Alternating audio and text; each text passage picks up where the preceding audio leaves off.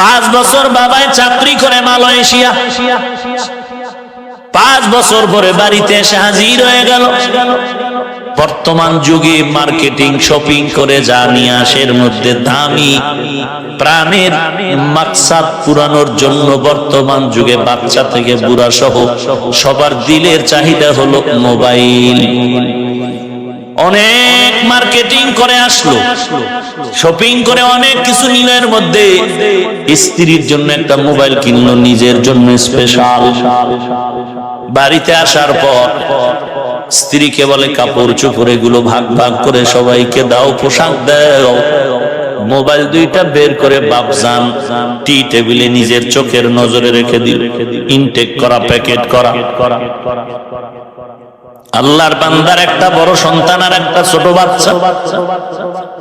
বড় সন্তানটা এসে মোবাইলের বক্সটা ধরলো, ইনটেক বক্সটার পলিথিন কাগজটা খুলবে এমন সময় বাবার লাল চোখ দিয়ে তাকায় ধমক দিল, খবরদার, মোবাইল ধরে তোর লাভ নাই, তুই বুঝবি না, চলে যা।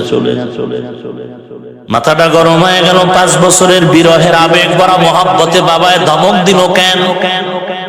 সন্তান অভিমান করে ভিন্ন রুমের মধ্যে গিয়া বালিশে মাথা লাগায় কান্না করে। বাবায় ফ্রেশ হওয়ার জন্য বাথরুমে গেল, মোবাইল এখনো টি টেবিলে রাখা। ফ্রেশ হওয়ার জন্য ভেতরে ঢুকলেন, এদিক দিয়ে ছোট্ট বাচ্চাটা মোবাইলের ইনটেক প্যাকেট খুলিয়া মোবাইল হাতে নিয়ে নাড়াচাড়া করিয়া ফ্লোরের মধ্যে এমন জোরে আছাড় দিল, ভেঙে চুরমার। 90,000 টাকার মোবাইল ভেঙে গেল। বাবায় বাথরুমে আওয়াজ পাইয়া দ্রুত বের হয়ে তাকায়, দেখে মোবাইল নাই, চুরমার হয়ে গেল। কাজটাকে করলো বলে শিশু বাচ্চাটা। বাবায় লাল চোখ দিয়া বাচ্চার দিয়ে তাকাইলো। সন্তান বাবার চোখের গরম দেখে দ্রুত গতিতে চোখ দিয়া পানি বের হয়ে গেল। কেমন চুম্বকের মতো এক আকর্ষণ। বাবায় দ্রুত হাতটা বাড়ায় সন্তানটারে কোলে নিয়ে চুমুকে আর বলে, আব্বু তোমাকে কিছু বলিনি। বড় সন্তানটা মোবাইল ধরলো, ধমক দিল, আর ছোট বাচ্চাটা 90,000 টাকার মোবাইল ভেঙে ফেললো, ধমক তো দিল না। চোখের লাল অংশটা দেখার পরে আবার কান্না দেখে কোলে চুমু নিয়ে নিল। কারণটা কি?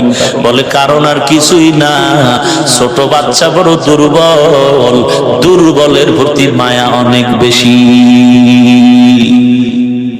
আল্লাহ তাআলা বলেন, হে বনি আদম, আমি আল্লাহ তোমাদের বড় দুর্বল করে বানিয়েছি।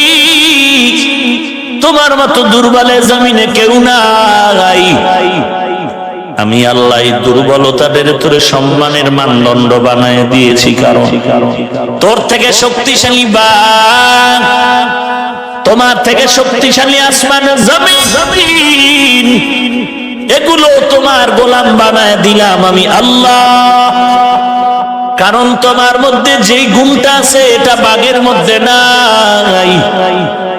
আমি আল্লাহ তোমাকে এত শ্রেষ্ঠত্ব দেওয়ার 2টা কারণ আমি কোরআনে উল্লেখ করেছি। 1 নম্বর, ওয়া মা খালাকুতুল জিন্না ওয়াল ইনসা ইল্লা লিয়াবুদুন।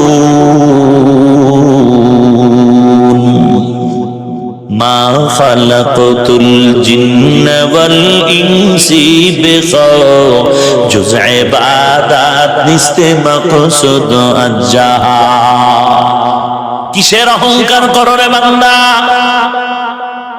আল্লাহ বলেন তুমি বড় দুর্বল, খানার দিক থেকেও তুমি দুর্বল, সব দিক থেকে তুমি দুর্বল। এরে আল্লাহর গোলাম, আটলান্টিক মহাসাগর, প্রশান্ত মহাসাগর, বড় বড় সমুদ্রের মধ্যে নীলতিমি আছে। নীলতিমি, নীলতিমি, এক একটা নীলতিমির দৈনিক খানার লিস্টি হলো 1000 কেজি চিংড়ি মাছ। কে খাওয়ায়? কোহে কাফ একটি পাহাড়ের নাম। ওই পাহাড়ে একটা প্রাণী বসবাস করত, সিমর্গ। একটা সি মুরগের খানার লিস্টি হলো দৈনিক 40টা মোটা তাজা হাতি। কে খাওয়ায়? সকালবেলা ডানা মেলে পাখিটা বাসার থেকে বের হয় আসমানে, খোলা আসমানে ঘুরে ঘুরে বেড়ায়। সন্ধ্যাবেলা ওই উড়ন্ত পাখি নিজের পেটটা ভরে বাচ্চার খানা নিয়ে বাসায় হাজির হয়ে যায়। আজও পর্যন্ত একটা জংলার বাঘ না খায়া মরে যায় নাই। বান্দা তুই কেন না খায়া কষ্ট পাও? এর পেছনে একটা কারণ, যেই উদ্দেশ্যে তোমাকে বানাইছি সেই উদ্দেশ্য তুমি মানো না। অন্যান্য মাখলুকাত কেন কষ্ট পায় না?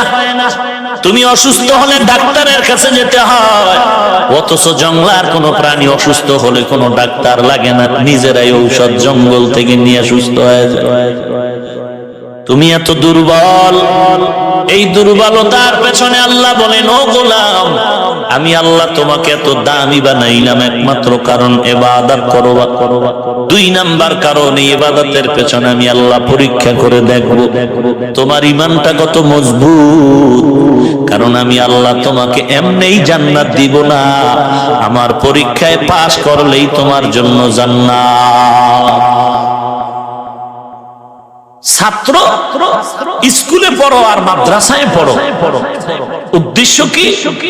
তুমি মেট্রিক, আইএ, বিএ, এমএ যা পড়বা, দাখিল, আলেম, ফাজেল, কামেল যা পড়ো, দাওরা, মুফতি, মুহাদ্দিস যা হও, উদ্দেশ্য তুমি চলে যাও, পড়তে থাকো, পড়তে থাকো, ক্লাস করো। শিক্ষক ক্লাসে ছাত্র পড়ায় 10 জন, এক শিক্ষক 10টা ছেলেকে পড়াচ্ছেন। বলুন তো, শিক্ষক ক্লাস করার মাধ্যমে তিনি কি বুঝতে পারেননি কার মেধাটা কি রকম? কথা বলেন না। তাহলে আবার পরীক্ষা কেন? শিক্ষক তো ভালো করে জানে কোন ছাত্র পরীক্ষা দিলে কত নাম্বার পাবে, মেধাটা কেমন, চেষ্টা কেমন। শিক্ষক ভালো করে জানে, এরপরও কেন পরীক্ষা?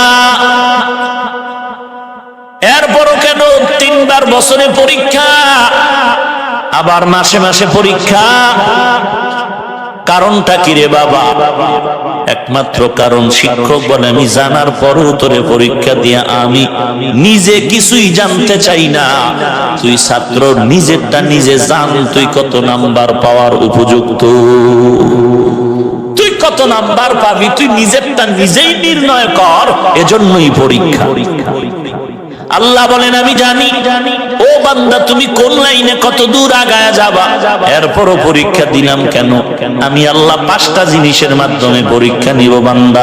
1 নম্বরে ভয়, 2 নম্বরে ক্ষুধার মাধ্যমে, 3 নম্বরে সম্পদের ঘাটতি, 4 নাম্বার জীবনের ঘাটতি, 5 নাম্বার ফল ফসলের ঘাটতি দিয়া আমি আল্লাহ পরীক্ষা করব। আমি জানার জন্য না বান্দা, তোমাকে জানাবার জন্য। তুমি নিজেই পরীক্ষা দিয়া, আমলের পরীক্ষা দিয়া নিজেই নির্ণয় করো তুমি কত % জান্নাতি, কত % জাহান্নামী।